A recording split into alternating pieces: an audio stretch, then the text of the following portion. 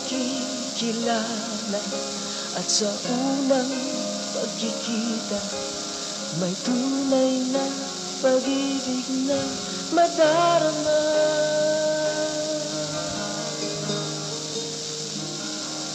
Bakit ba hindi ka nakilala nang ako'y malaya pa? At hindi ngayon ang puso ko may kapiling na. Bakit ba hindi ka nakilala nang ako'y nag-iisa? Sino ang iibigin?